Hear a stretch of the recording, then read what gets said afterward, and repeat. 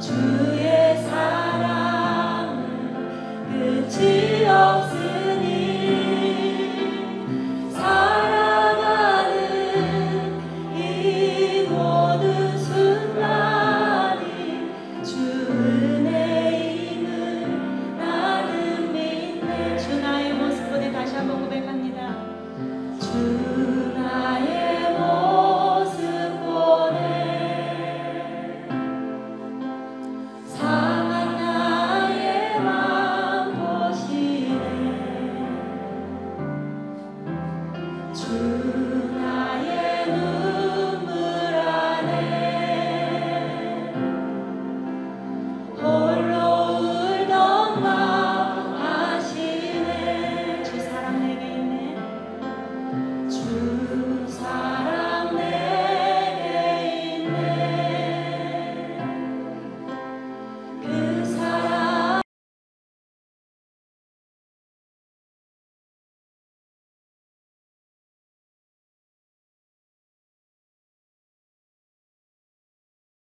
말씀 전해주시겠습니다. 박수로 환영하겠습니다.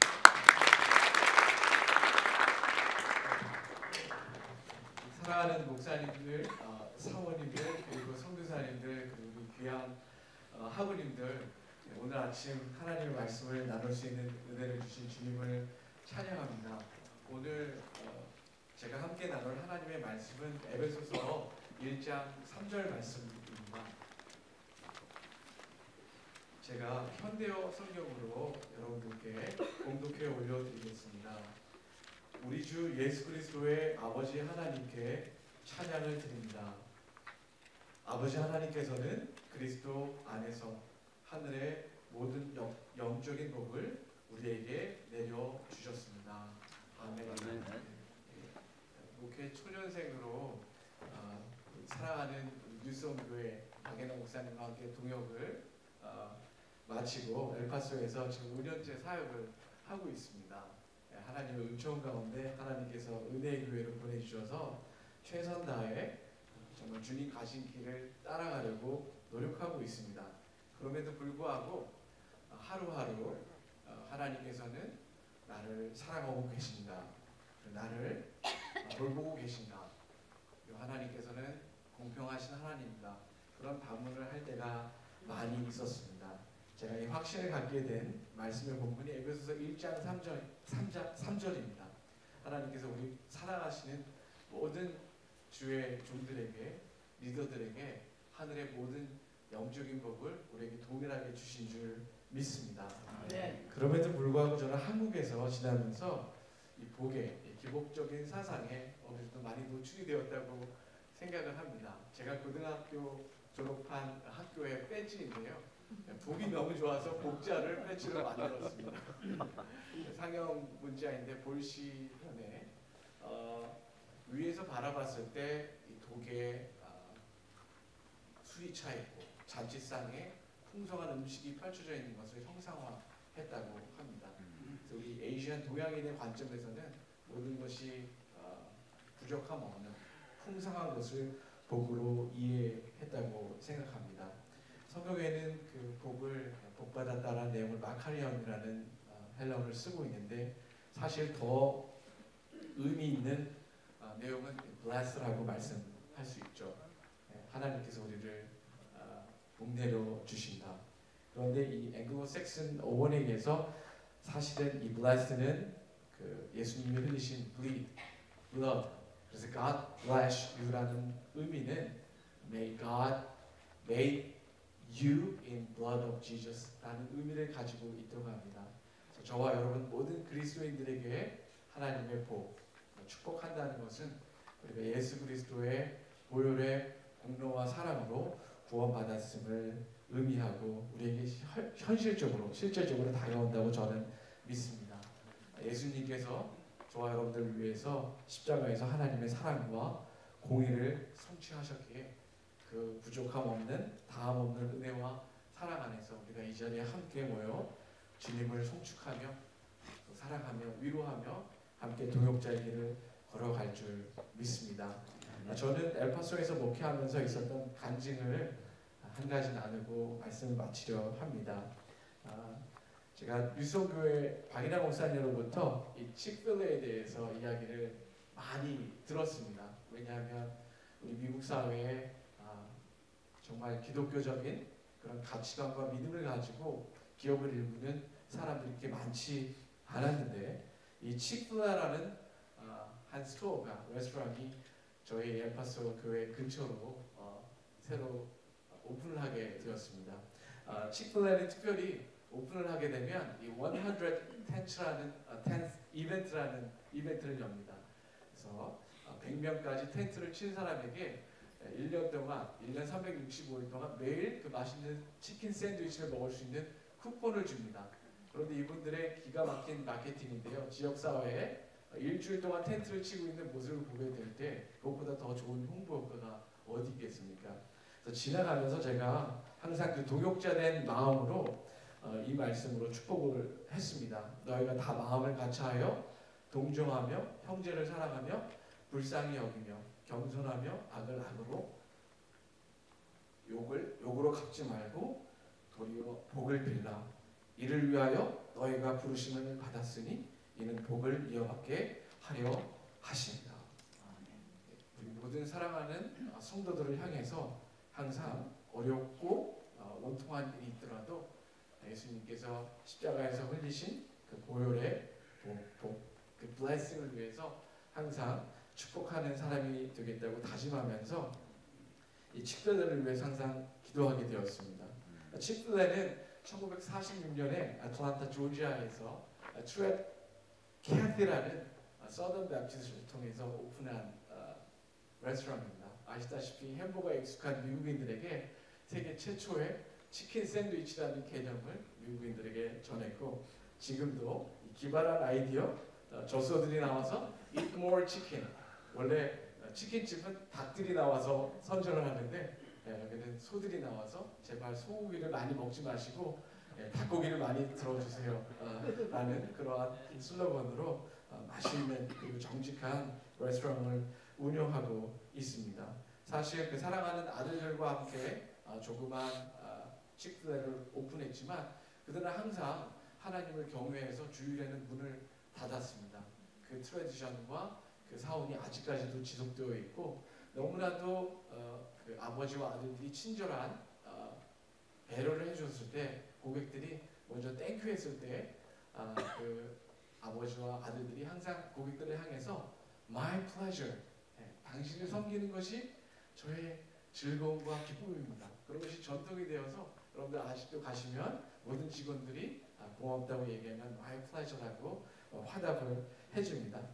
사실 이 기업은 많은 기업들이 친 호모섹슈얼을 동조하고 있는 상황에도 불구하고 우리 칙필레는 트래디셔널 메리지 시스템을 지지한다라는 그런 발언을 통해서 많은 호모섹슈얼, 게이, 레즈비언들로부터 테러와 공격의 위험을 감수하고도 그 기업의 기독교적 가치를 용감하게 내세우는 그런 기업인 줄 압니다. 그래서 제가 그 오픈하는 날 새벽 기도를 마치고 이 칙필레를 축복하고 싶어서 하나님께서 그 마음을 주셨다고 생각합니다. 그래서 방문하게 되었는데 가보니까 이미 텐트가 다 없어졌더라고요. 그래서 들어가서 제가 먼저 주문하고 식사 기도하고 축복하고 싶다. 그런데 제 앞에 어떤 홈리스 같은 분이 한 분 계셨어요. 제가 첫 번째 자리를 놓쳤구나. 그래서 제 음식을 받고 기도하고 하나님께 이 기업 동역자된 마음으로 우리가 함께 복음화를 위해서 이 기업과 함께 엘파소의 복음화를 위해서 최선을 다하게 해주시고 이 기업을 축복해 주시고 또한 모든 교인들에게 이 칙필레 같은 기업이 되게 해달라고 저는 개인적으로 기도하고 있습니다. 왜냐하면 칙필레가 주일에도 오픈하는 때가 있는데 그때에는 그 지역에 자연재해나 또한 홍수가 있을 때 사람들이 먹을 것이 없을 때는 칙필레를 주일에도 오픈해서 적사를 돕는다고 그렇기 때문에 이러한 기업이 되게 해달라고 기도를 했습니다. 들어가 봤더니 아름다운 테이블이 있었는데 이 기업의 가치에 걸맞게 버려진 가구들을 다시 재가공해서 아름다운 가구로 만든 것을 보게 되었습니다. 제가 식사 기도를 마치고 식사를 하고 있는데 제 옆에 있는 그 칸막이에 이 그림이 이 사진이 있는 것입니다. 옆에 오른쪽에 보시는 분이 바로 그 트레 캐티 창업자입니다. 창업자인데 왼쪽에 있는 분은 아드님으로 추정이 됐어요. 그런데 제가 방문한 날짜에 Eat More Chicken 하고 Nan Cathy라고 하고 그 날짜가 사인이 되어 있는 거예요. 그런데 제가 옆에 가만히 보니까 아까 제 앞에 서 있던 그 홈리스 같은 분이 비슷하게 생기신 거예요.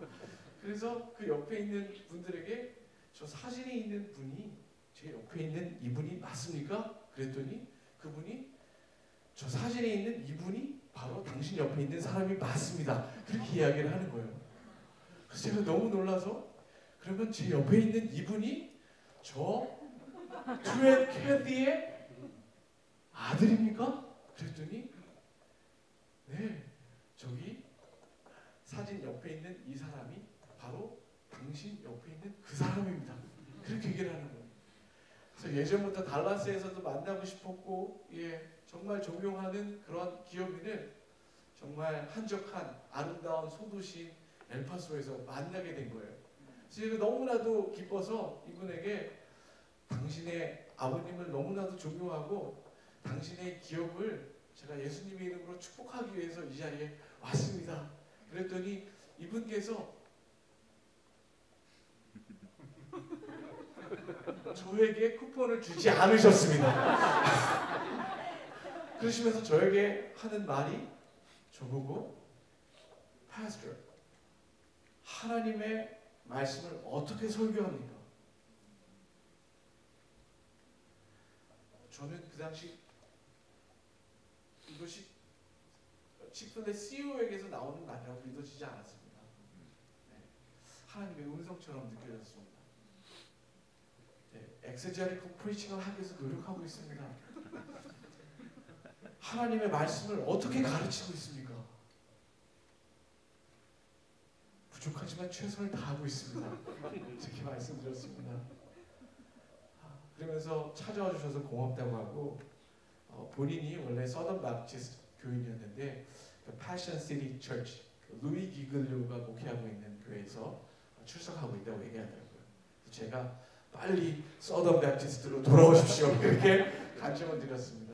그래서 그 자리에서 제가 치플레를 위해서 예수님의 보혈 안에서 축복하고 제가 너무나도 만나고 싶었던 훌륭한 그 CEO인 그 댄 캐디가 저희 교회를 위해서 서로 축복하는 그런 시간을 갖게 되었습니다. 여러분들이 못 믿으실까봐 제가 사진을 준비해드렸습니다. 그런데요, 이상하게도 그때 이후부터 저희 교회에 아름다운 회복과 성장과 부흥을 경험하고 있습니다. 이분이 기도했기 때문일까요? 아니면 제가 강의 설교를 잘하기 때문일까요? 저는 설교를 너무 못합니다. 저는 그 송축하고자 하는 마음, 축복하고자 하는 마음 가운데 하나님이 우리와 함께 하심을 믿습니다. 우리 사랑하는 우리 동역자 여러분, 옆에 계신 분들에게 May God bless you 함께 축복하는 시간 갖도록 하겠습니다.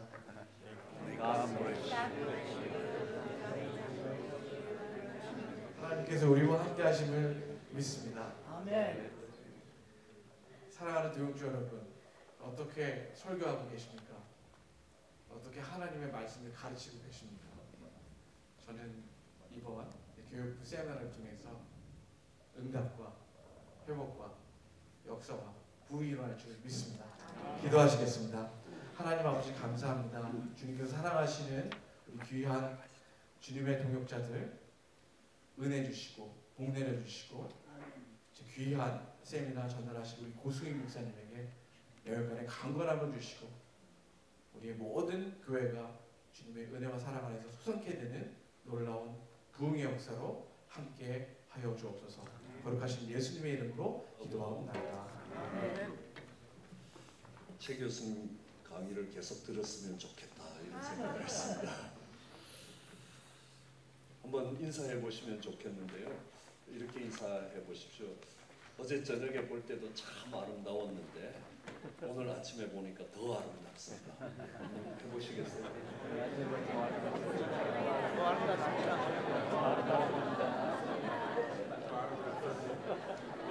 인사말을 할 때는 참과 덜을 강조하셔야 됩니다. 네. 그래서 처음 볼 때도 참 아름다웠는데 보면 볼수록 더 아름답습니다. 이렇게 인사하고 때도 아름다웠는데 보면 볼수록 더 아름답습니다. 예. 그리고 그 아류들이 꽤 더 여러 개 더 있습니다. 그러니까 멀리서 볼 때도 참 아름다웠는데 가까이서 보니까 더 아름답습니다. 또 하나 더 있습니다. 뒤에서 볼 때도 참 아름다웠는데 앞에서 보니까 더 아름답습니다. 한 개 더 하죠. 제가 볼 때도 참 아름다운데 우리 주님이 보시기에는 더 아름다울 겁니다. 인사말 하나를 더 하면 아름다운 당신을 보니 내 가슴이 뛰기 시작합니다. 이렇게 한번 인사해 보시죠.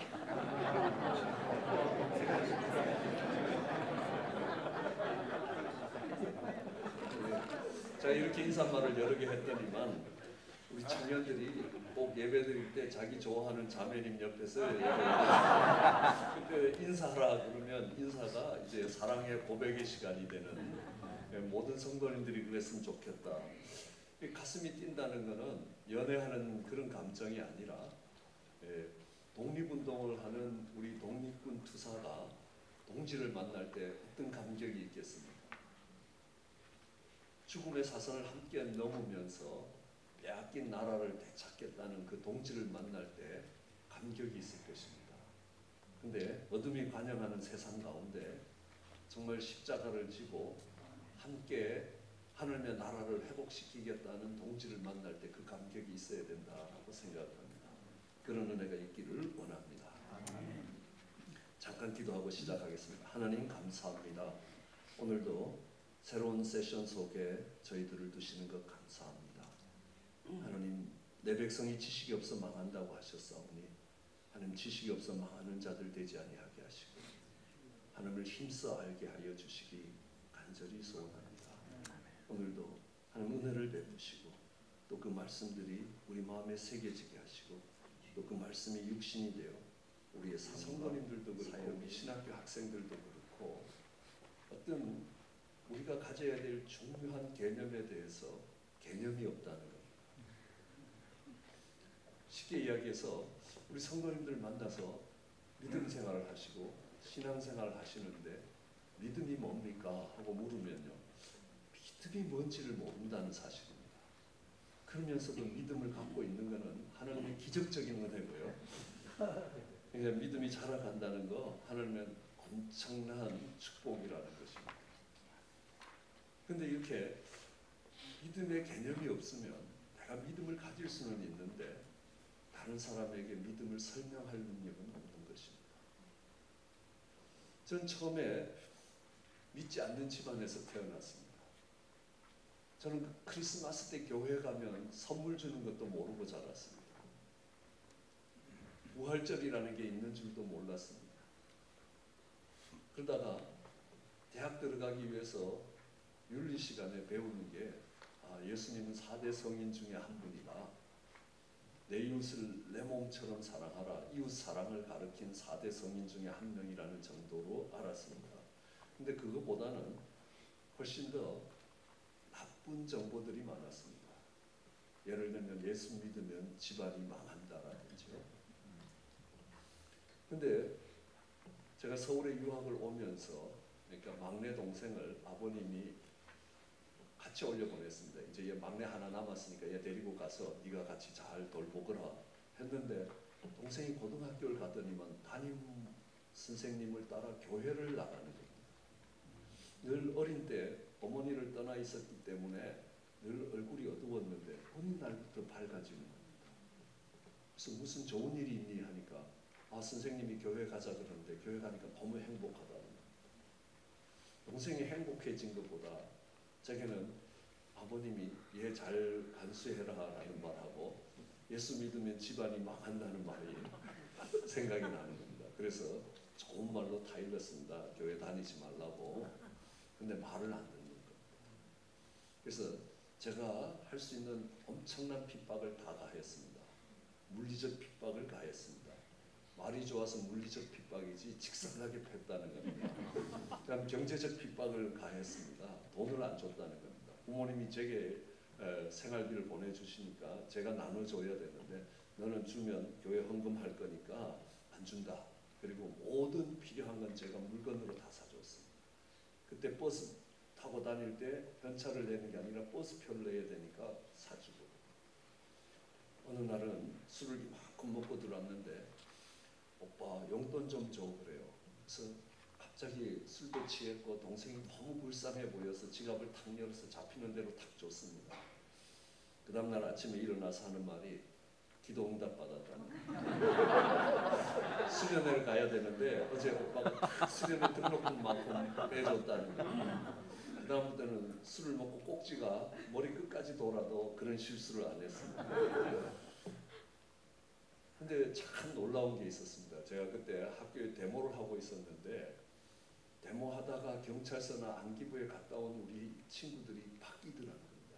쉽게 하면 변절을 하는데요. 요 고등학교 어린 여학생인데 자가 경찰서에서 당한 것만큼 핍박을 하는데도 얘는 믿음을 지키고 있는 거예요. 자기의 신념을 지키고 있는 겁니다. 제가 아는 동생의 모습이 아닙니다. 이건 다른 힘이 있다는 거예요. 그래서 어떻게 된 걸까? 그렇다고 해서 동생한테 물을 수도 없고요. 그래서 목사님 아드님이 되시는 친구에게 야 어떻게 하면 예수를 믿냐? 그러니까요. 성경을 읽으라는 겁니다. 그래서 제가 6개월 만에 성경을 2번 읽어봤습니다. 처음 읽으니까 무슨 소리가인지 모르겠습니다. 그래서 그 다음에는 좀 쉬운 성경이 있는데 그게 공동번역이라는 게 있었습니다. 다른 번역이 없을 때였습니다. 그리고 NIV 성경을 놓고 대조를 해가면서 읽었는데도 무슨 소리인지 하나도 모르겠는 거예요. 그래서 나처럼 고등교육을 받고 있는, 대학교육을 받고 있는 사람이 이렇게 열심히 읽었는데도 이해를 못하는 책이라면 대한민국에서 이 책 읽고 이해할 사람 많지 않겠다 생각했습니다. 이거 성경 읽는 걸로 안 되니까 어떻게 믿으면 되냐? 그러니까 세례 받으래요.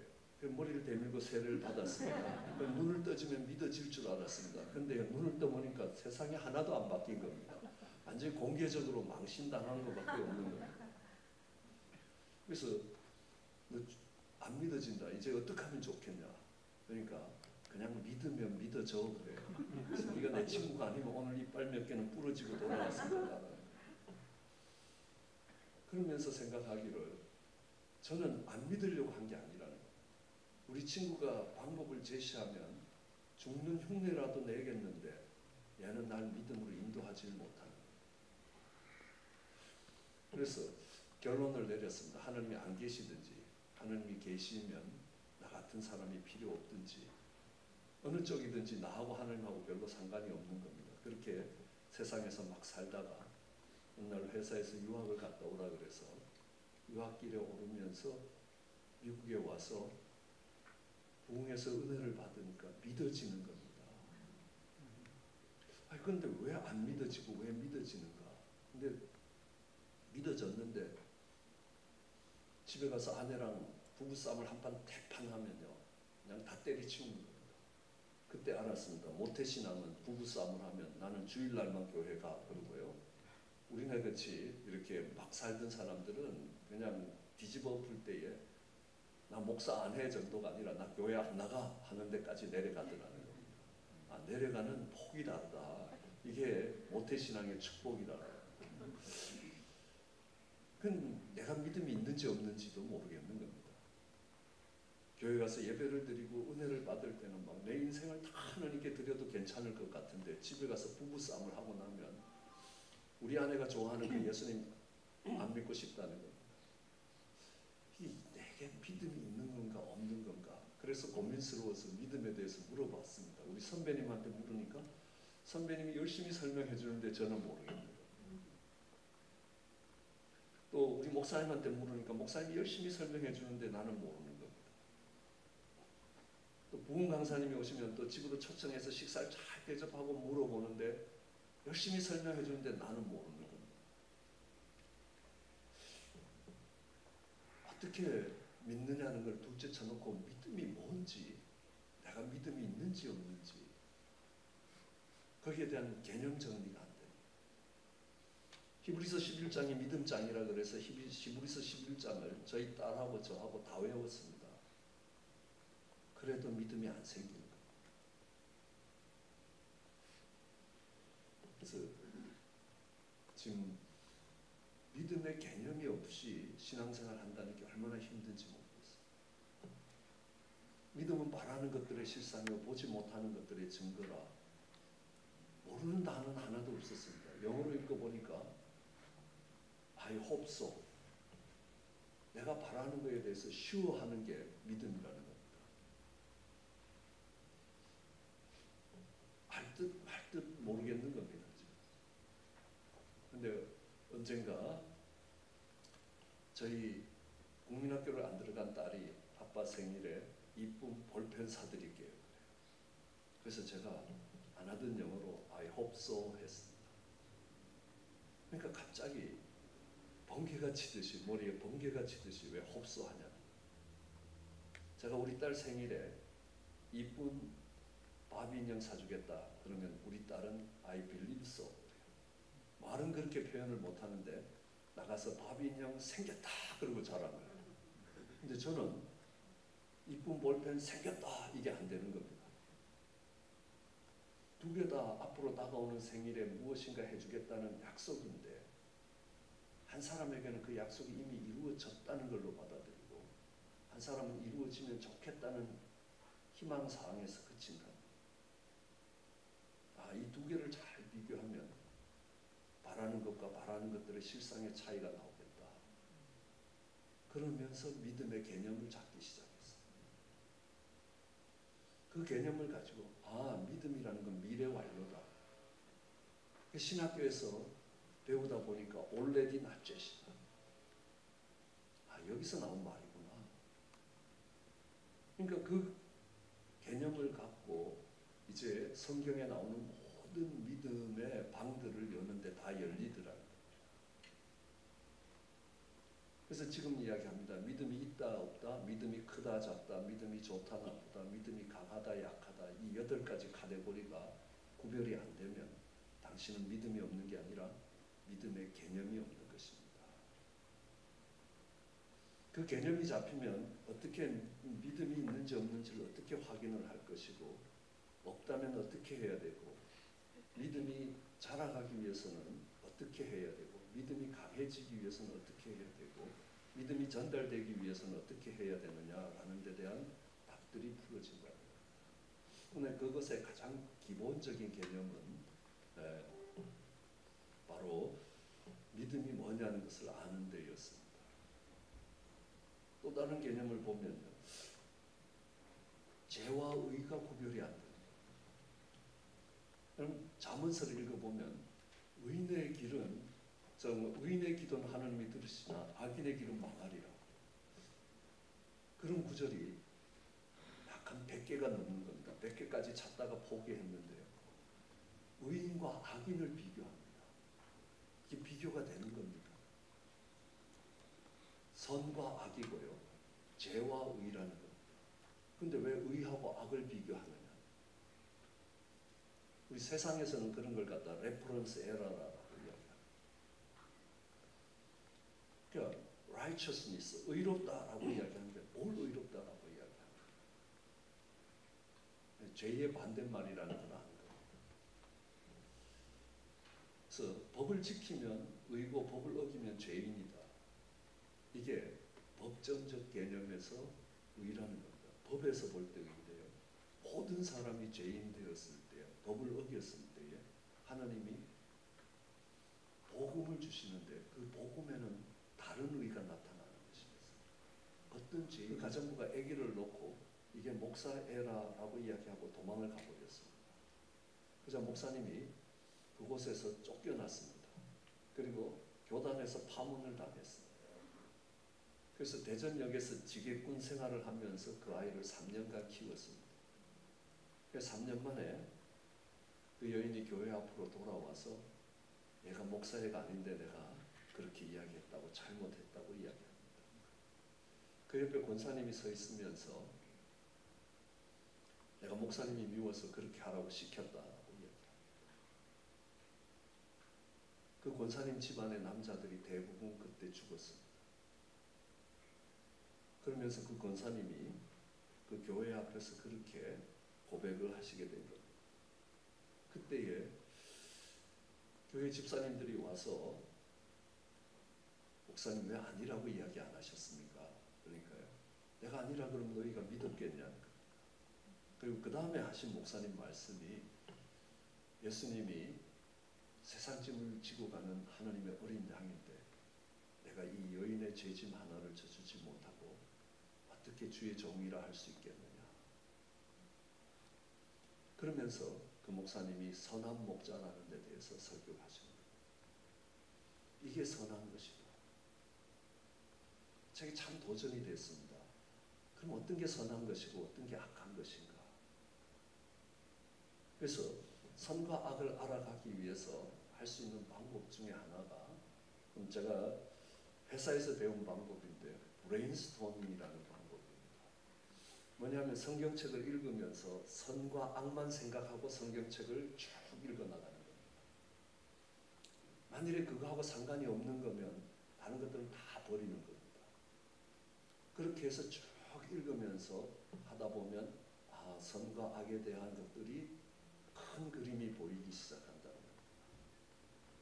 공대를 하신 분들한테 설명하면 조금 더 쉽게 이야기하면 선악으로 성경을 편미분한다라는 개념하고 같은 개념입니다. 편미분입니다. 다른 건 다 상수로 보고 선악만 변수로 보고 성경을 끝까지 읽어가는 것입니다. 그러면서 악의 개념에 대한 것들을 정리할 수 있었습니다. 그럼 보시면요. 하나님이 정말 우리를 축복해 주셔서 정말 이 은혜가 있고 또 배움이 있는 이런 교육 세미나에 내가 참석할 수 있게 됐다. 이렇게 말하는 사람이 선한 사람입니까? 악한 사람입니까? 하나님이 나를 축복하셔서 내가 이렇게 복된 집회에 참석할 수 있었다. 그게 선한 겁니까? 악한 겁니까? 이제 물어도 대답을 안 하면 저희 아버님은 사람이 사람 같잖니 말이 말 같잖니 왜 묻는 대답을 안 하는 거야. 아니면 아니다 모르면 모른다라고 해야 이야기할 거 아니냐. 이게 선한 겁니까? 악한 겁니까? 선한 겁니다. 모릅니다. 네. 악한 겁니다. 심히 악한 것이라. 창세기 1장은 만물의 기원을 이야기합니다. 하나님의 능력에 의해서 창조되는 만물의 기원이라면 창세기 2장은 하나님의 사랑에 의해서 유지되는 만물의 기원입니다. 창세기 3장은 죄의 기원입니다. 창세기 4장은 악의 기원입니다.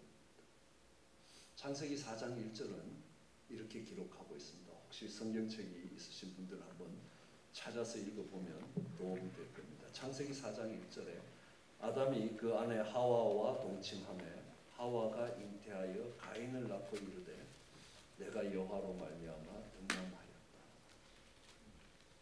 영어로 하면 이렇습니다. I got a boy with the help of the Lord. 하나님의 도우심을 받아서 하나님의 축복을 받아서 하나님의 은혜로 내가 아들을 얻었습니다. 라고 이야기할 때에 그 아들은 가인이 된다는 사실입니다. 가인은 악의 상징이고 악의 대명사입니다. 그 동생을 죽이는 자가 됩니다. 그 형제들을 죽이게 될 것이고 형제 교회들을 죽이는 사역을 하게 될 것입니다. 가인이 아벨을 죽였을 때 창세기 4장 25절에 가면 아담이 다시 아내와 동침하며 그가 아들을 낳아 그 이름을 셋이라 하였으니 이는 하나님이 내게 주긴 가인에 죽인 아벨 대신에 다른 씨를 주셨다. 영어로 하면 이렇습니다. God gave me a son. 하나님이 내게 아들을 주셨다. 주어가 달라졌습니다. 내가 얻었다. 근데 내가 내 노력으로 얻은 거 아닙니다. 하나님이 축복하셨고 하나님이 정말 은혜를 주셨고 하나님으로 말미암아 했다는 겁니다. 그렇지만 I got a boy with the help of the Lord. 그건 가인 게임이어서 하나님이 내게 아들을 주셨다. 산상수훈의 마지막 부분에 가도요. 마지막 때에 많은 사람들, 적은 사람이 우리가 주의 이름으로 권능을 행하고 선지자 노릇을 하고 귀신을 쫓았다. 그럼 권능을 행하는 게 잘못된 거 아니지 않습니까? 데살로니가 전서 1장 3절에는 믿음에는 역사가, 사랑에는 수고가, 소망에는 은혜가 따라온다는 것입니다. 역사가 따라오지 않는 믿음은 죽은 믿음입니다. 수고가 없는 사랑은 입 빨린 소리입니다. 인내하게 만들지 못하는 소망은 헛된 소망입니다. 거기에 이야기합니다. 더 나아가서 정말 우리가 어두워져가는 세상에 하나님의 말씀을 들고 그들을 깨우는 선지자 노릇하는 것이 잘못된 것입니까? 아니라는 것. 우리의 싸움이 혈과 육의 싸움이 아니라 악한 영들과의 싸움이면 그 악한 영들을 몰아내는 것, 성도의 당연한 영적 싸움이라는 거죠. 그런데 주님은 그들에게 뭐라 하냐면 이 불법을 행하는 자들, 내가 너를 도무지 못해, 내게서 떠나가라는 것입니다. 왜 그렇습니까? 우리가 주의 이름으로 했다. 우리가 했다. 하나님이 우리를 통해서 그 일을 이루신 것이 아니라 우리가 했다. 내가 했다. 그러니까 하나님이 이야기합니다. It's none of my business. 내 일이 아니라 네 일이다. 네가 네 일 한 것이다. 그건 불법이라. 이런 관점으로 보면 성경이 전혀 다르게 보이기 시작한다는 사실입니다. 네. 요셉을 볼 때도 요셉이 참 착하고 경건한 줄 알았습니다. 와서 아버지한테 이야기합니다. 형들이 양 잡아 먹었습니다. 그 말은 뭐겠습니까? 나는 안 잡아 먹었습니다. 해와 달과 11별이 나한테 절하겠습니다. 내가 최고가 될 거라. 내가 하느님처럼 될 거라. 그 인간을 안 미워할 사람 세상에 아무도 없다. 보디바라 집에 갔습니다. 보디바라 아내의 유혹을 받으면서 너는 그런 여자일지라도 내가 어떻게 악을 행하여 하나님께 득죄하겠느냐. 나는 그런 사람 아니라는 거예요. 하나님 깜빵으로 가. 깜빵 가서도 나 억울하게 깜빵 왔다는 거예요. 내가 깜빵 올 사람이 아니라 내가 잘못하지 않았는데 억울하게 왔다는 거예요. 그러니까 하나님이 여기 더 있어 하고 꽉 밟았습니다. 여러분 깜빵 억울하게 왔겠습니까? 아닙니다. 전 저희 교회에서 여러 번 이야기하지만요. 요셉이 깜빵에서 배운 것은 여러 가지가 있습니다. 첫째, 도둑질을 배웠습니다. 정부의 모든 도둑놈들은 다 들어왔습니다. 비서실에서 해먹던 방법, 총무처에서 해먹던 거, 인사처에서, 자재과에서, 뭐 군수처에서, 국방부에서 온갖 해먹는 도둑질을 다 거기서 마스터했습니다. 7년 풍년이 왔습니다. 정부 창고가 꽉 차 있었습니다. 이제 흉년이 옵니다. 민간 창고 다 비었습니다. 그러자 그들이 정부 창고 거 도둑질하기 위해서 눈이 벌게졌습니다.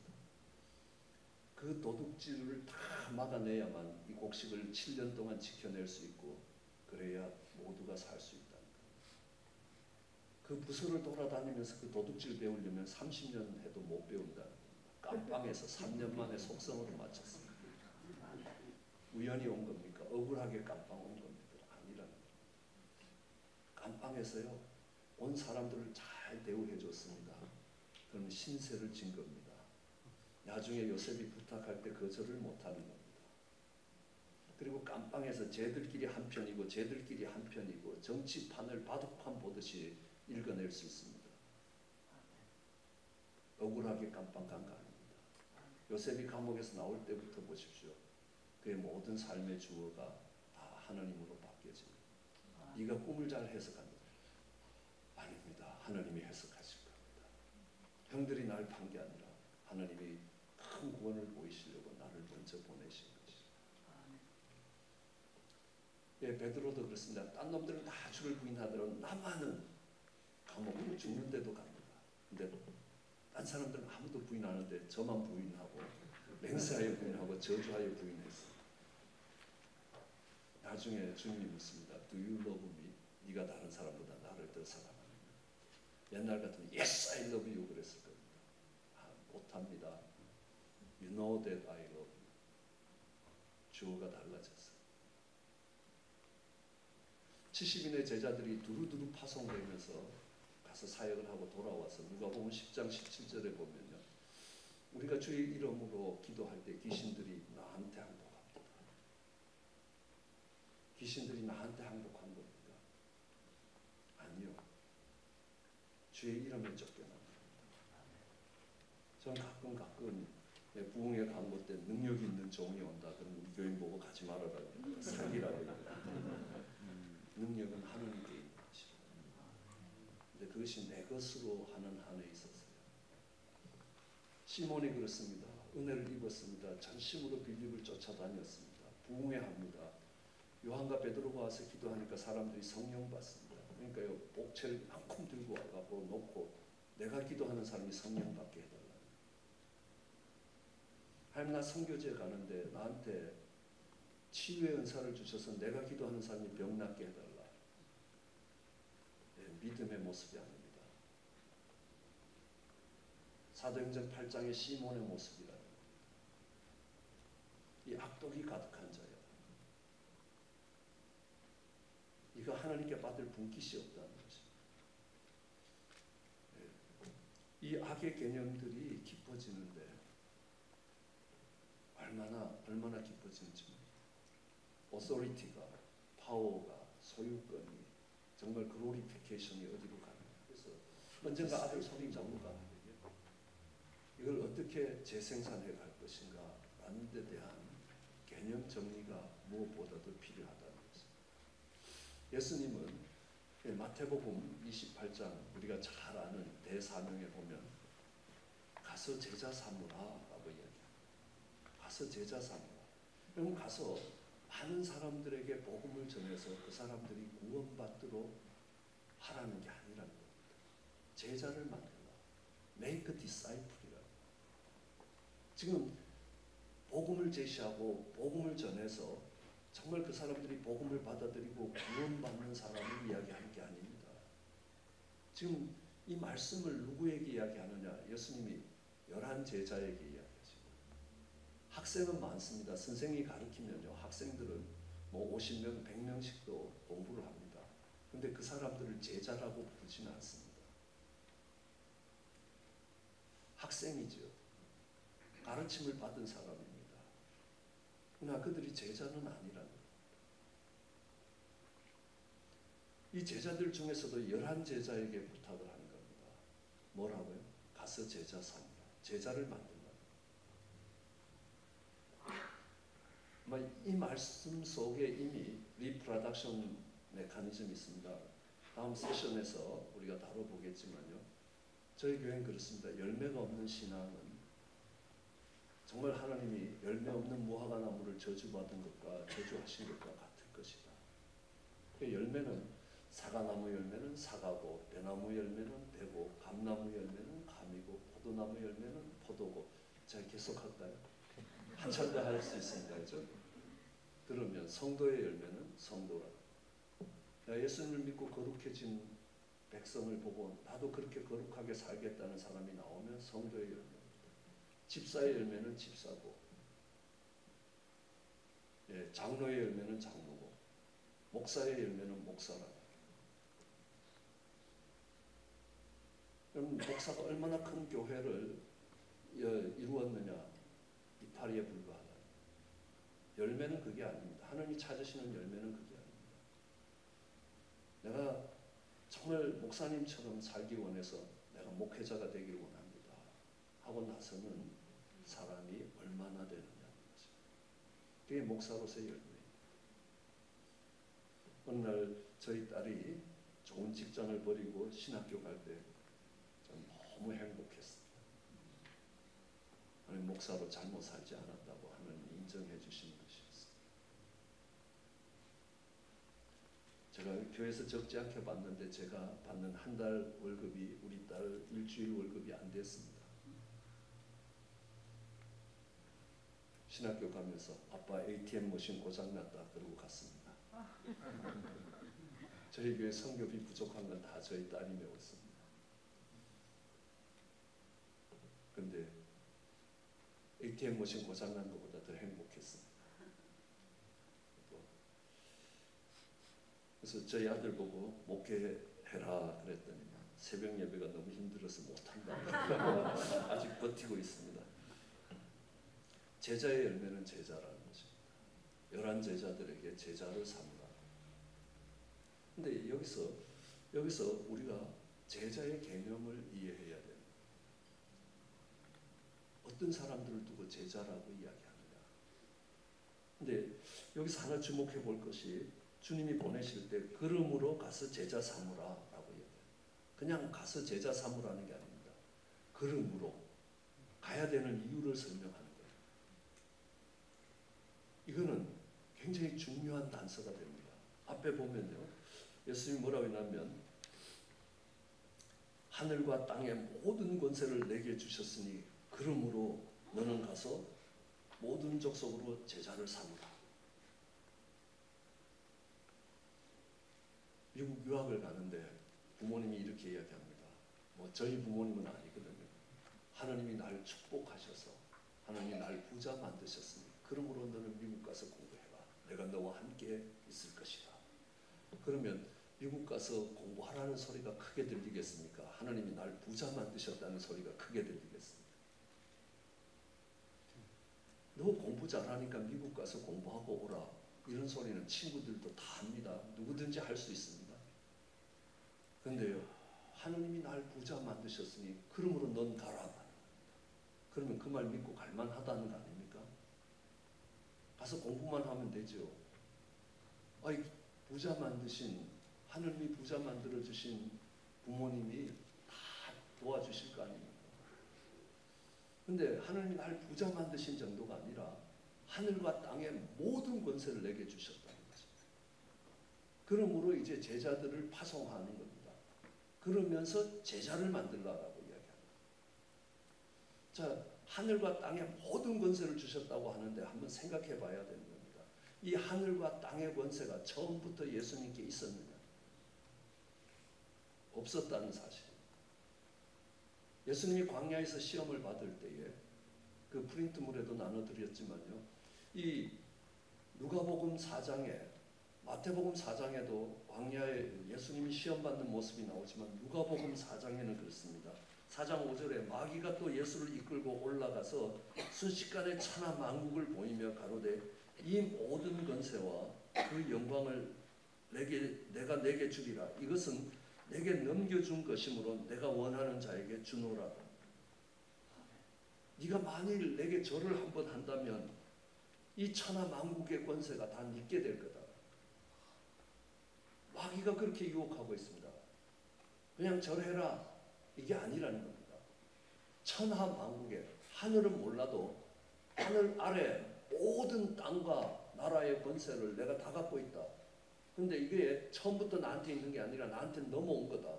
그렇기 때문에 내가 너한테 준다. 네가 나한테 절하기만 하면 주겠다는 겁니다. 근데 이제 마태복음 마지막에 가면 하늘과 땅의 권세가 다 예수님께 돌아왔다. 마귀에게 있던 그 권세가 하나님께로 돌아왔다는 거예요. 사실 이 본문을 읽으면서 저한테 가장 부담이 됐던 것은요, 내가 너희에게 분부한 모든 것을 가르쳐 지키게 하라. 그럼 제자를 삼기 위해서 그 제자들에게 가르쳐 지키게 해야 되는데 뭐를 가르쳐 지키게 해야 되느냐. 내가 너희에게 분부한 모든 것을 가르쳐 지키게 하라. 그럼 창세기서부터 요한계시록까지를 다 가르쳐야 되느냐? 못 가르칩니다. 왜냐? 나도 모르는데 어떻게 가르치냐. 그럼 여기서 예수님이 말씀하시는 모든 것을 가르치라라고 이야기하는 이 모든 것의 커리큘럼이 어떻게 되느냐? 제자 훈련을, 이 제자를 만들어 가는 데 있어서 반드시 필요한, 반드시 가르쳐내야 되는 모든 게 뭐냐는 겁니다. 그래야 제자를 만들 거 아닙니까? 예수님이 분부한 모든 걸 가르쳐 지키게 해야 되는데 그게 뭔지를 알아야 될 거라. 그런데 이 권세의 문제로 다시 돌아와서 없던, 마귀에게 있던 권세가 예수님께로 왔습니다. 이게 예수님 공생의 전체 사역이라고 얘기합니다. 어떻게 권세가 마귀에게 넘어갔느냐? 아담이 네가 생육하고 번성하여 땅에 충만하고 땅을 정복하고 땅을 다스리라. 다스리는 것을 권세라고 이야기합니다. 그 다스릴 수 있는 권세를 주셨는데 선악과를 따먹고 범죄함으로 그 권세가 넘어갔습니다. 이제 둘째 아담으로 오신 예수 그리스도가 그 권세를 되찾는 일이라는 것입니다. 그래서 이 땅이 어둠에서 빛으로 사단의 땅에서 하나님의 땅으로 바뀌는 것입니다. 내 이름으로 일컫는 내 백성이 그 악한 길 떠나 스스로 겸비하여 기도하여 내 얼굴을 구하면 내가 하늘에서 듣고 그 죄를 사하고 그 땅을 고칠 것이라. 사람을 고쳐내는 게 아닙니다. 땅을 고친다는 겁니다. 그럼 땅이 뭐냐? 땅이 뭐냐는 걸 알기 위해서 저는 10분의 학자들을 모시고 땅에 대한 세미나를 했던 기억이 있습니다. 그 땅을 고치는 자를 고엘, 기업 물을 자라고 얘기해요. 그 땅을 회복시키는 것입니다. 토지 무룩이라는 것, 기업 무룩이라는 것, 그것을 회복시켜가는 과정이라는 것. 예수님의 사역이 그 땅을 고치는 것입니다. 루카 나오미처럼 정말 죄악에 팔려서 하나님이 주신 모든 축복을 빼앗긴 그들로 하여금 다시 축복을 되찾도록 만들어주는 것입니다. 땅의 회복입니다. 예수님이 하신 일들이 그 일이라는 겁니다.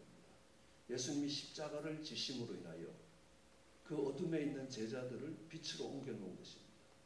그 어둠의 땅을 빛의 땅으로, 사단이 통치하는 땅을 하나님이 통치하는 땅으로 만들어 가신 사역이 예수님의 주 사역이었습니다. 그러면 제자는 예수님이 하신 사역을 그대로 따라가야 되는 사람입니다. 이제 11명의 제자들이 이제 십자가를 지고 어둠에 있는 자들을 빛으로, 어둠의 땅을 하나님의 땅으로 바꿔가는 사역을 하게 될 것입니다. 그런데 이제 그 제자들에게 그 사역이 중요한 것도 있지만 그보다 더 중요한 것은 앞으로 너희와 똑같이 그 사역을 감당할 사람을 키우라는 것입니다. 전 선교사님들한테 그렇게 도전합니다. 선교지에 가서 많은 사람들에게 복음을 전하는 거 귀한 일이라는 겁니다. 그러나 그보다 더 중요한 것은 자기 민족의 죄짐을 짊어지고 그 민족에 깔려있는 어둠을 빛으로 바꿀 수 있는 그 민족의 영적인 지도자를 키우는 것이다. 그게 제자라는 겁니다. 그들을 키워내야 된다는 겁니다. 그것이 몇 명이든 중요하지 않다는 겁니다. 예수님이 평생 작업하셔서 11명을 놓고 이렇게 말씀하고 계신 겁니다. 그렇다고 해서 11명이 제대로 된 인간들이냐? 그럼 전혀 아닙니다. 오늘 본문을 보더라도요. 그 중에 의심하는 자도 있더라. 여전히 의심하는 자도 있다는 겁니다. 그렇지만 그들이 그 사명을 감당해낼 것이라. 그 제자들이 감당했습니다. 그리고 그 제자들을 키웠습니다. 그랬기 때문에 복음이 오늘까지 올 수 있었다는, 그렇기 때문에 그걸 못 쓰게 한다는 겁니다. 그 말을 대신할 말을 아무리 찾아도 못 찾겠습니다. 그래서 그 말 쓰자고 싸우면 주님 오실 때까지 싸움이 끝나지 않을 겁니다. 그래서 그것을 바꿀 수 있는 용어는 기업 물을 자라. 보아스처럼 기업 물을 자로 서기를 원한다. 제자라는 것은 보아스와 같이 기업 물을 자라. 루카, 나오미의 죄짐을 짊어지고 정말 그들의 인생이 복된 인생으로 만들어갈 수 있든 사망에서 생명으로 옮아갈 수 있도록 그 십자가의 짐을 짊어져 주는 사람이 제자라는 거예요. 그 제자를 키우라는 거죠. 그 제자를 키우라는 거예요. 저희 교회에서 보면요. 성도님들이 출석하고 있습니다. 그 중에 정말 셀교회 목자들이 있습니다. 저는 그들을 제자로 보고 있습니다. 왜요? 셀교회 목원들의 죄짐을 당신이 짊어져야 되기 때문에. 저는 처음 신앙생활을 시작할 때에 그때는 우리는 구역이라고 불렀습니다. 구역장을 하고 있었습니다. 우리 구역원이 시험에서 C를 받으면요. 목사님이 구역장을 꾸짖었습니다. 처음에는 억울했습니다. 지가 공부 안 한 거지 구역장이 기도를 안 해서 그 인간이 씨를 맞은 거냐. 네, 하나님의 은혜를 경험하면 할수록 그게 맞다는 겁니다. 그 뒤에 우리 구역원이 중요한 시험이 있으면요, 본인 와이프는 안 해도요, 구역장들은 3일씩 금식하면서 하나님께 매달렸어요. 그러니까 30가정이 신앙생활을 하던 가운데서 12가정이 주의 종으로 사역하게 하나님 은혜를 부어주신 거죠. 좀 그렇게 배운 것이 얼마나 감사한지 모릅니다. 그렇지 않습니까? 하와가 범죄해도요, 한 번도 성경은 하와가 범죄한 게 아니라 아담이 범죄했다. 우리 성도님들의 신앙의 모든 실패의 책임은 목사에게 있다. 1차적으로 셀 목자에게 있다. 하나님이 그 십자가를 지고 어둠에 있는 자를 빛으로 옮길 수 있는 그 사람을 키워내라는 거지. 주님이 그 11 제자들을 키웠습니다. 주님이 그들을 부르실 때 주님이 원하시는 자를 불렀다라고 마가복음은 이야기합니다. 어떤 사람은 내가 따라가겠다 그래도 넌 못 온다라고 이야기하고, 어떤 사람은 저는 이거 하고 가겠습니다. 그러니까 넌 따라와라고 이야기하는 거죠. 다시 돌아와서 이 제자들을 다른 관점에서 이렇게 살펴볼 때에 이 제자들을 디사이플이라고 이야기합니다. 디사이플하고 똑같은 단어가 하나 있습니다. 그게 뭐냐면 디스플린입니다. 훈련이라고 이야기합니다. 훈련이 안 된 인간은 제자가 아니라는 겁니다. LAPD에서 진돗개 2마리를 한국에서 갖고 왔습니다. 대한과 민국이라고요. 그래서 훈련을 시켰습니다. 아주 경찰견 중에 아주 탁월한 능력을 갖고 있는 개라는 인정을 받았습니다. 근데 경찰견으로 이렇게 뽑히질 못했습니다. 왜냐하면 지 기분 나는 대로 한다는 거예요. 훈련이 안 된다는 겁니다. 서라 그럼 서고 가라 그럼 가면 오는데 저걸 보면요, 조용히 해. 그래도 그냥 짚고 뛰어나간다는 겁니다. 한꺼번에 덮쳐야 되는데 얘 혼자 뛰어나가니까 산통 깨질 때가 한두 번이 아니라는 거예요. 훈련이 안 돼요. 성경은 들락이라고 해요. 이삭과 이스마엘의 차이가 그렇습니다. 중국 사람들은 이 들락이라는 단어를 갖고 있습니다. 암만 훈련시켜도 훈련이 안 되는 거예요. 디스플린이 안 되면 디사이플이 안 된다. 전 군대 가서 사격 훈련을 해봤습니다. 사격 훈련을 할 때 총을 쏘는 법을 배우는 거는요, 굉장히 간단합니다. 총을 이렇게 탁 놓고 요 끝에 있는 가늠자와 저 끝에 있는 가늠쇠를 일렬로 쫙 연결시킨 뒤에 그 끝에다가 관역을 얹어놓고 총을 흔들지 않고 팍 방아쇠를 당기면 관역에 딱 맞는다. 예. 사격에 대해서 어떻게 사격해야 되는지 다 가르쳤습니다. 그냥 하면 되는 겁니다. 근데 총을 쏘면 총이 안 들어간다는 사실입니다. 다 다른 데로 날아갑니다. 그러면요, 사격 훈련을 합니다. 뭔지 모르지만 저희 교회에서 PRI 훈련이라고 이야기합니다. 사격 훈련을 PRI라고 이야기하는데 그게 무슨 약자인지는 모르지만요, 저희는 이렇게 이야기합니다. 피가 나고 이가 갈리고 알이 먹이면 그게 훈련이 된다는 것이에요. 또 훈련에는 단순 집중 반복이에요. 불이 일어나는 것은 초점이 맞춰지고 그것이 반복될 때 힘이라는 거죠. 그럼 저는 어느 목사님, 미국 목사님 설교를 한 20년 전에 들었습니다. 브루클린 터버너클 목사님인데 내 아버지 집은 만민의 기도하는 집이라는 설교입니다. 한 45분 정도 되는 설교인데 그 본문 안에 The House of, 그러니까 아버지의 집은 만민의 기도하는 집이라. Father's house is a house of prayer. 내 아버지의 집은 만민의 기도하는 집이다. 그 설교 안에 제가 헤아려 봤습니다. 그 본문이 120번 나옵니다. 그러니까 어떤 효과가 있냐면요. 지금도 가끔 20년이 지난 지금도 저 본당문을 딱 열고 들어올 때 그 목사님의 인토네이션까지 다 기억나면서 내 아버지 집은 만민의 기도하는 집이라. 그래 여긴 기도하는 곳이구나 라는 것들이 마음에 새겨지더라고요. 참 귀한 설교다라는 거예요.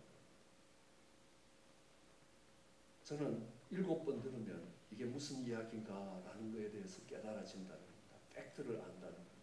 그것을 우리는 지식이라고 해요. knowledge라고 해요. 다시 7번 들으면 룰, 법칙이 깨달아져요. 그거를 understanding이라고 해요. 명철이라고 해요. 다시 7번 들으면 application이 가능합니다. 그 application이 있는 걸 우리는 wisdom이라고 합니다. 이 지식과 명철과 지혜에 대한 개념이 없으면 잠언을 100번 읽어도 잠언이 무슨 뜻인지 하나도 모르게 돼 있어요. 아, 그렇구나. 이것이 우리 삶에 나타나려면 최소한 21번이 반복되어야 돼요. 어떻게 설교에서 그 중심 문장을 지루함 없이 21번 반복할 거냐. 우리는 새로운 걸 들어서 인생이 바뀌는 게 아니라는 거예요. 같은 걸 계속 반복하면서 사람이 바뀐다. 훈련입니다. 예. 눈물이 나고 이가 갈리고 알이 배겨야 된다. 그게 없이는 제자가 되지 않는다. 저절로 주님을 닮아가는 건 안 된다는 거예요. 얼마나 이 과정이 처절한 과정인지 어느 날 저희 아내가 이야기합니다. 그때까지 제가 아내라는 말을 안 쓰고 집사람이라고 했더니요. 항의를 합니다. 내가 집에 있는 시간이 거의 없고 같이 신방 다니고 같이 교회 나가고 근데 왜 내가 집사람이냐.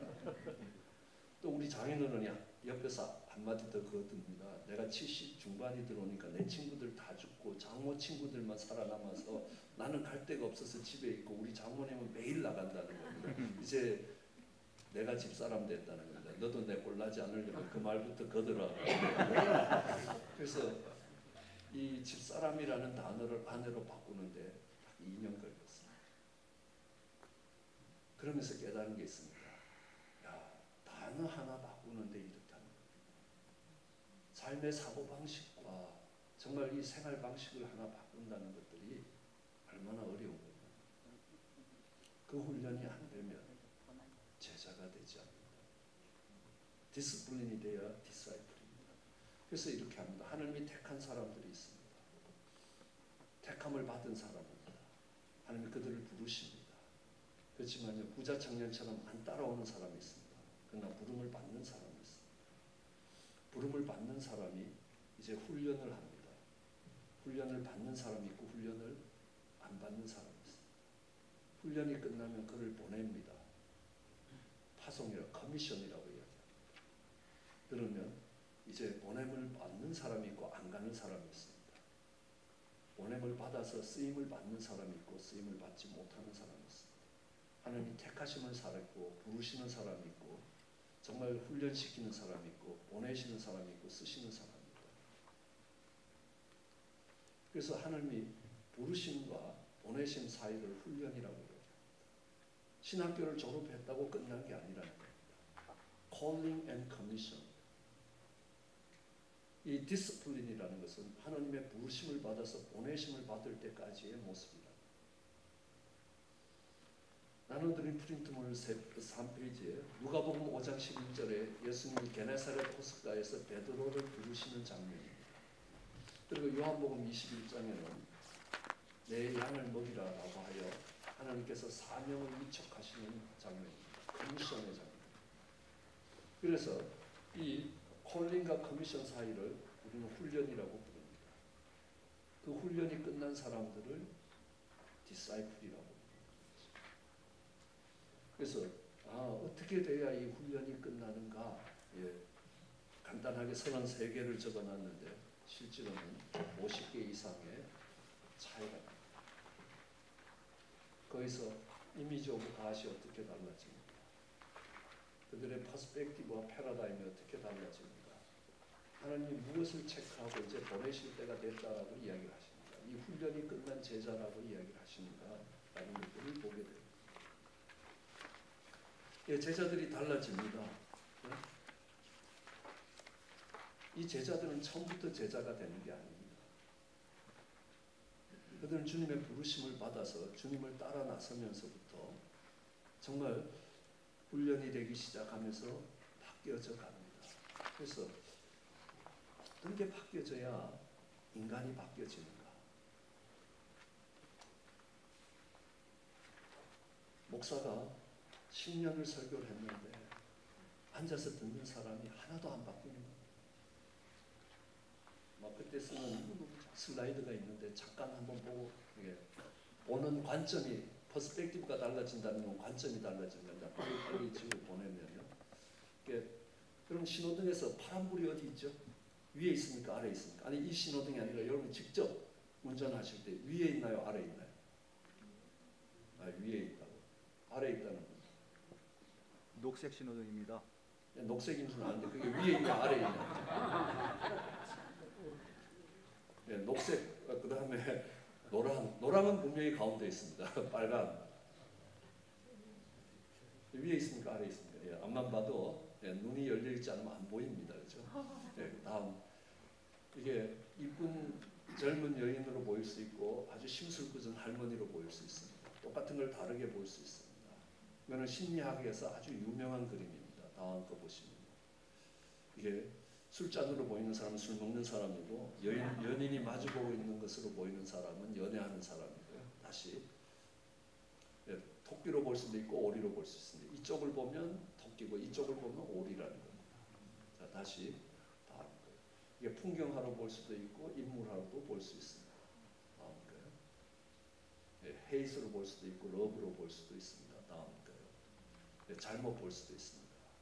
길이가 같은데 아래쪽이 길게 보이고요. 두 개의 가운데 있는 원리의 크기가 같은데 하나가 작게 보일 수도 있습니다. 다음 거 보시면 평행한데 삐뚤어져 보이기도 합니다. 다시 다음 거예요. 가로 세로가 같습니다. 그때 우리 집사님이 저게 어떻게 같냐고 그래서 만불 내기를 했습니다. 그래서 제가 이겼습니다. 그래서 만불을 번 게 아니라 그 집사님이 교회를 나갔습니다. 그래서 다음부터 교회 내기는 안 해야 되겠다 이런 생각했습니다. 다음 거 보시고 두 개가 똑같은데 한쪽이 길어 보입니다. 그리고 다시 넘어가고요. 예, 계속 넘어갑시다. 예, 시간이 없으니까요. 다시 넘어가고요. 이 두 개 색깔이 같다는 거 안 믿어지죠? 하면 나중에 비디오로 보시면 똑같아지는 걸 보게 될 것입니다. 다음 거요.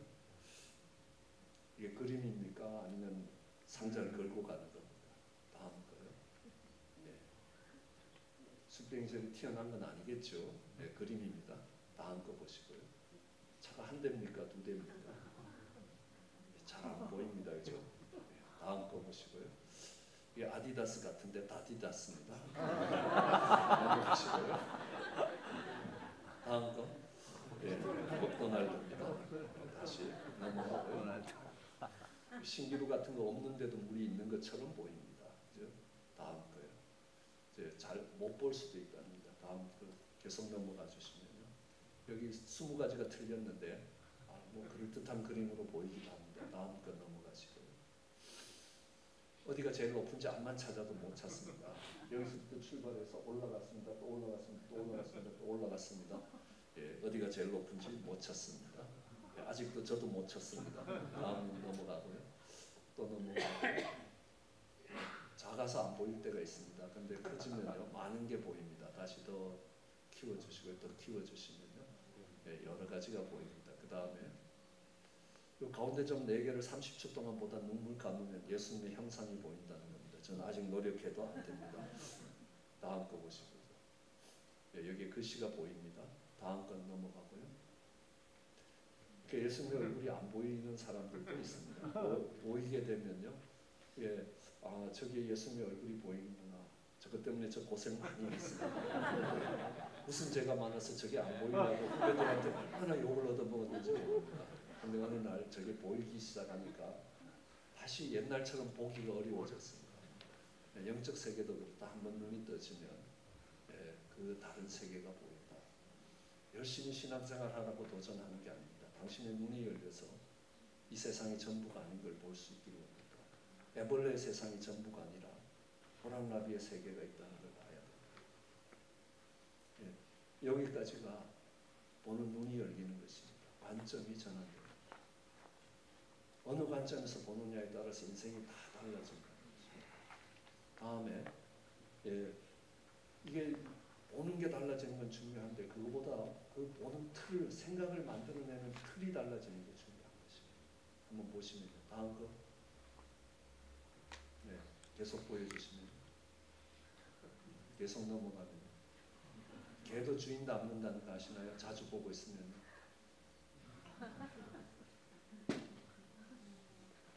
다시 돌아와서 계속 넘어가면 됩니다.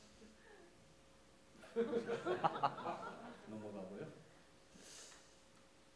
그러니까 하나님을 닮아가는데 가장 방해가 되는 것은 정말 우리가 갖고 있는 굳어진 생각 때문에 우리는 그거를 패러다임이라 한번 보시면요. 그럼 이렇게 판에 굳어져 있는 프레임이 되어버리면요. 그 부정적인 프레임이 있으면 그 부정적인 데서 부정적인 생각들이 만들어지는 거예요. 어떤 틀을 갖고 있느냐, 생각의 틀이라는 겁니다. 이 생각의 틀을 뒤집지 않고는 인생이 안 달라진다는 거죠. 한번 다시 보시면 다음 거 보시면 그럼 영국에 이 터널에서 매번 사고가 일어납니다. 계속 돌려주시고요. 계속. 그러니까 아무리 해도 이게 고쳐지지가 않는 겁니다. 길을 넓혀봐도 안 되고 길을 완만하게 틀어도 안 되고 별짓을 다 해도 안 된다는 겁니다. 다음 거요. 이렇게 해도 안 되고 다음 거요. 어떻게 해도 교통사고를 막을 수가 없었습니다. 그때 국민학생 하나가 시장실에 전화를 합니다. 이렇게 하면 됩니다. 굴 하나 더 뚫어서 이렇게 가게 하시면 충돌 사고가 없을 겁니다. 없어졌습니다. 어른들은요 원웨이라는 걸 생각을 못하는 겁니다. 지금은 우리가 많이 있습니다. 그러니까 당연한데 그때는 아닙니다. 다음 거 보시면 다시 보시면 그럼 이게 시계입니다. 그 다음 시계는요 전자시계입니다. 이 전자시계를 누가 만들었느냐? 스위스 사람들이 만들었습니다. 그런데 이걸 만들자니까요 이건 시계 아니라 그랬습니다. 그래서 일본 사람들이 만들기 시작했어요. 그 전까지는 시계 시장의 80%를 스위스가 장악했습니다. 지금은 시계 시장의 80%를 일본이 장악하고 있습니다. 자신들이 만든 것도 자신들의 굳어진 사고로 바꾸지를 못하는 것입니다. 언제나 복원력으로 옛날로 돌아가고 있다는 사실입니다. 다음 것도 여러분들이 크리스피 도넛인데 그냥 보시지 모르지만요. 이게 얼마나 대단한 발견인지. 옛날 도넛은 저랬습니다. 저거 굽는 거 예술입니다. 안에 익으면 밖에 타고 밖에 익으면 안에 덜 익습니다. 아버지가 너무너무 고민하니까 아들이 이야기합니다. 가운데 콱 찍어서 버리라는 겁니다. 그러면 누구든지 꿀 수 있다는 겁니다. 간단한데 우리의 굳어진 생각이 그게 안 된다. 왜요? 생각이 틀로 굳어져 있기 때문에. 그럼 같은 자극에 같은 반응이 나오게 돼 있다. 그 틀을 깨뜨리고 틀을 바꿔야 됩니다. 그건 하루아침에 되지 않는다. 단순 집중 반복에 대해서 일어납니다. 제가 가끔 우리 교인들한테 이야기합니다. 내가 담배는 끊었는데 아직 술은 못 끊었다고. 왜냐하면 담배는 10년 피웠더니만 10년 지나니까 냄새도 싫어졌는데 술은 여전히 참고 있다고. 30년 영혼 육에 트리니티 오브 트리니티라고 해요. 트리니티 오브 맨이라는 책에 리타 베넷이라는 사람이 만든 도표인데 전 이걸 보면서 사람을 이해하는데 이렇게 되는 것입니다. 단면으로 자르면 이렇게 되고 시간으로 자르면 옆에 그림이 된다. 변화가 일어나야 되는 영역, 지식에까지 새로워져야 됩니다. 감정의 변화가 정말 의지의 변화를 또 의지의 변화가 지식의 변화를 바꿔놓을 때 그 사람의 인격적 변화가 일어납니다. 이건 뭐하고 비슷하냐 하면 성막의 구조와 동일합니다. 들어가면 성전 마당이 있습니다. 육에 속한 그리스도인이라는 것이 그렇습니다. 거기에 십자가가 없는 것 아닙니다.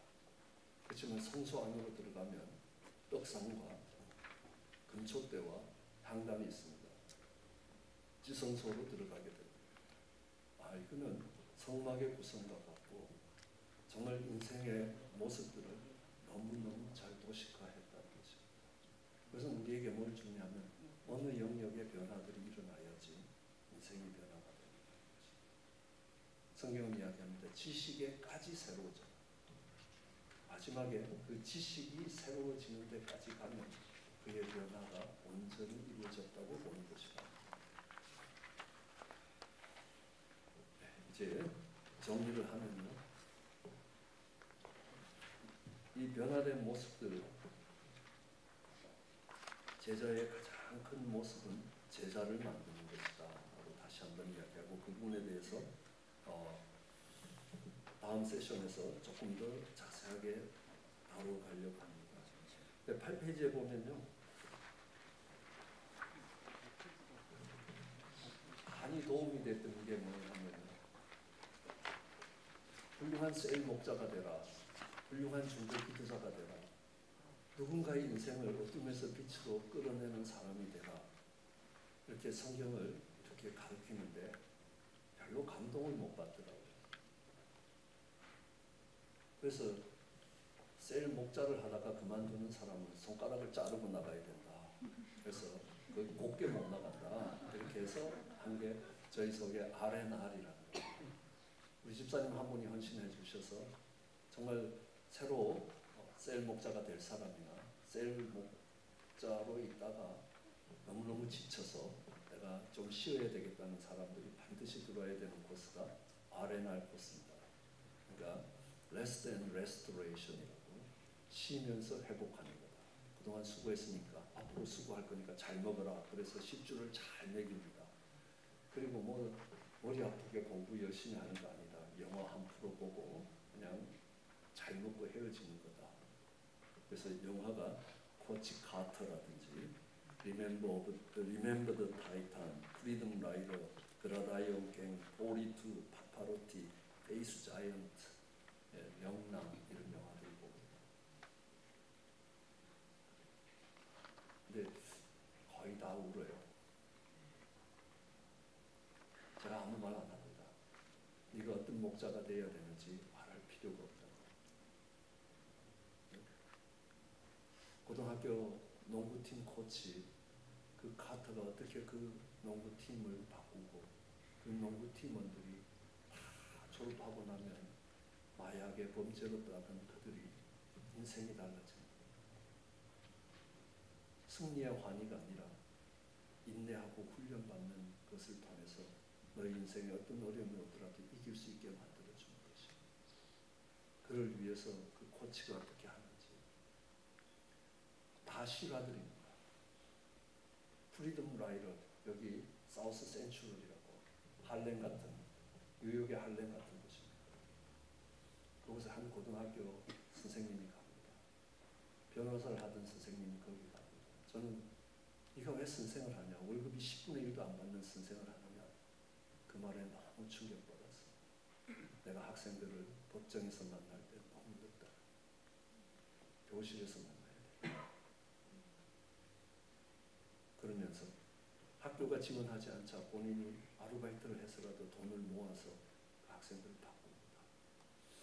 그 중에 가장 마약 딜러를 하던 그 주인공 학생이 웨스트민스터에서 지금 신학을 공부하고 있습니다. 하나님이 한 학급을 맞은 선생님에게도 이런 도전을 준다는, 그가 그렇게 할 때 그 학급이 달라지고 학교가 달라진다. 저는 한국을 오가면서 비행기 안에서 열심히 영화를 봅니다. 혹시 이렇게 쓸 수 있는 영화가 있는가 해서 롤 모델이 됩니다. 거의 실화를 바탕으로 할 때가 가장 감동적이에요. 야, 세상의 선생님, 세상의 농구 코치도, 세상의 풋볼 코치도 이렇게 한다. 하물며 영혼을 맡은 정말 하늘의 제자가 그 제자를 세우지 않을 수 있겠나. 그래서 정말 내가 사역에서, 저는 새로운 우리 청년부 사역자에게도 그렇게 부탁했습니다. 청년부 인원이 얼마나 느느냐는 것보다 3년이 되더라도 이 가운데서 당신의 제자가 될 수 있는 사람들을 키우는 작업이 우선적이다. 이제 그들이 청년부에 오는 형제들, 자매들을 바꿀 수 있는 능력이 있으면 하나님이 보내실 것이고, 안 그래도 하나님이 보낼 데가 없어서 고민스러우실 거라고 생각합니다. 그렇게 제자 삼는, 가서 제자 삼으라고 하는 그 사명이 우리를 통해 잘 감당될 수 있게 되기를 원합니다. 기도하시겠습니다. 사랑과 은혜가 많으신 하나님 아버지, 귀하고 복된 날 주신 것 감사합니다. 사랑하는 종들 세운 자리에 서서 주님이 말씀하신 바대로 가서 제자 삼으라 라는 말 들을 수 있도록 은혜를 입혀 주시옵기를 간절히 소원합니다. 그리하여 우리 주님이 11 제자들, 아직도 의심하지만 그 11 제자들을 세우신 것처럼 그 제자들을 세우고 그들이 그들의 시대를, 그들의 삶에서 하나님 십자가를 짊어지고 주를 따라갈 수 있게 은혜를 더하여 주시옵기를 간절히 소원합니다. 감사합니다. 예수님 이름으로 기도드렸습니다.